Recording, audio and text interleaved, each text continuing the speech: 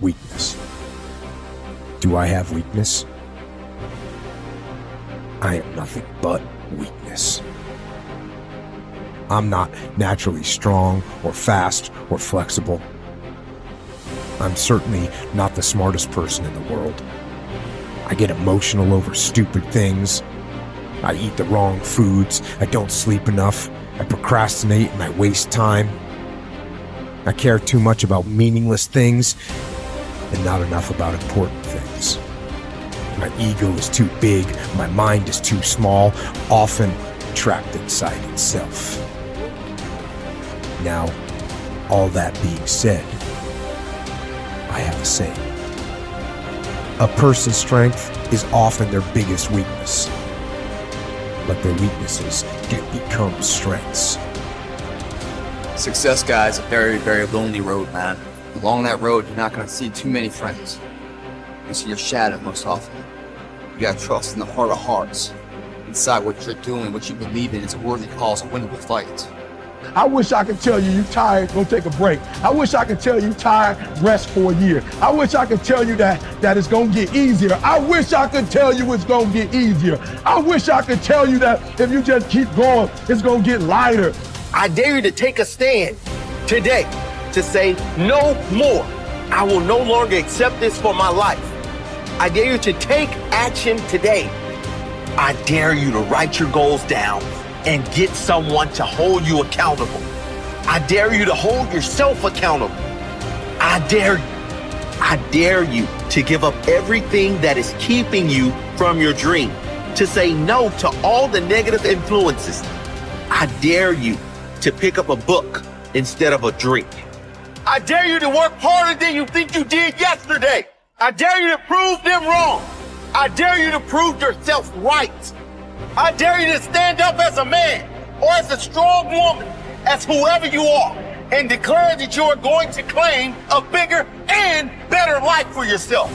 When you get to the point where enough is enough, when you get to the point where it hurt real bad, when you get to the point when it's over, when they're tired, when they're frustrated, when they're ready to give up, when they spent their last dime, that's when they get started. But what you cannot do is you cannot quit during the process. You cannot give up because it ain't what you see. You cannot give up. Pain is there to make you better. Without struggle, there can be no victory. And let me tell you, when you've been through pain, when you've fought for where you are, you ain't gonna let anyone take away what you got. When you've earned it and paid your dues and suffered and failed, been hurt and been down, and you get back up, when pain and struggle comes to face you again, you look it in the face and stand it down. Because you've been through too much. You're too strong now. Everything that has happened to you up until this point has made you who you are. And it will continue to mold you into who you will be. How do you overcome the suffering of life? Is be a better person. That's how you do it. Well, that's hard. It takes responsibility. And I think, if you said to someone, you want to have a meaningful life? Everything you do matters. That's the definition of a meaningful life. But everything you do matters. You're going to have to carry that with you.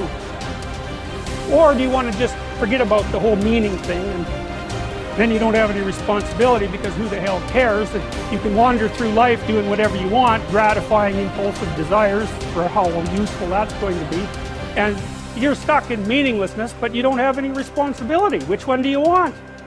Well, ask yourself, which one are you pursuing?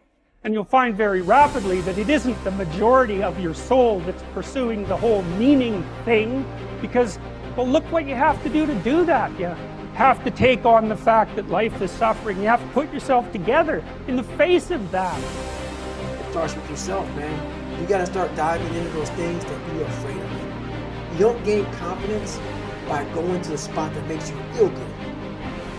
It's gonna be a false reality. And the second life gives you that challenge, all you want to do is go back to what made you confidence, or what gave you confidence, is that happy spot.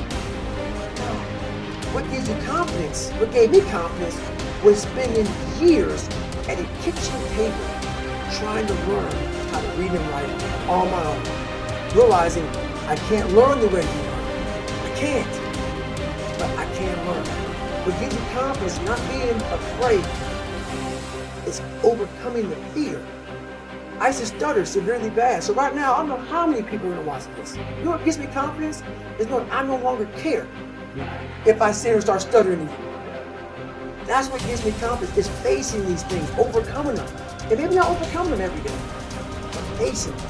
And facing and facing. Pretty soon like this, oh man, this is where it's at.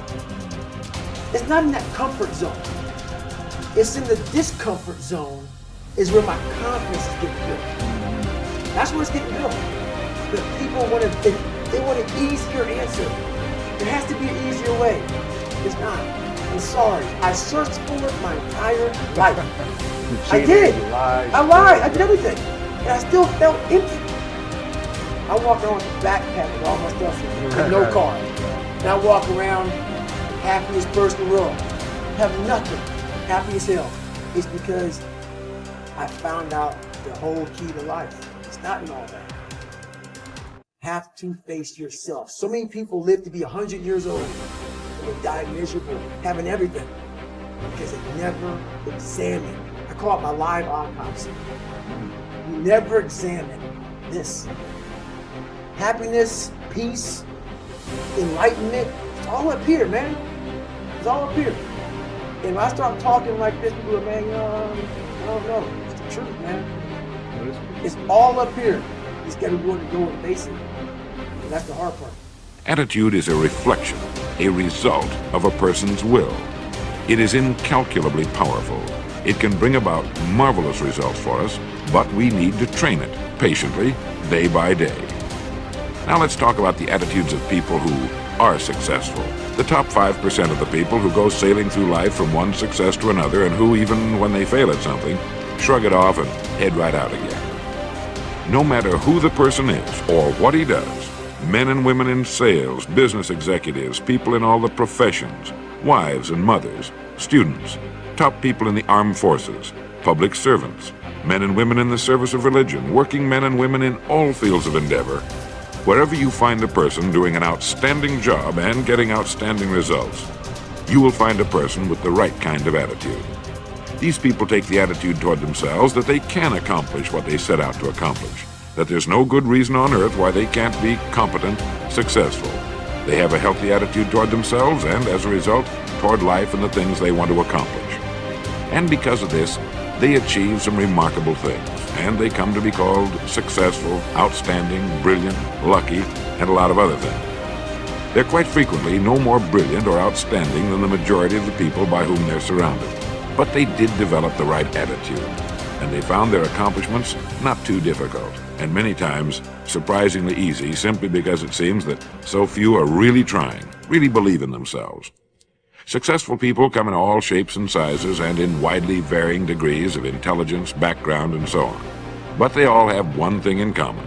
They expect more good out of life than bad. They expect to succeed more than they fail.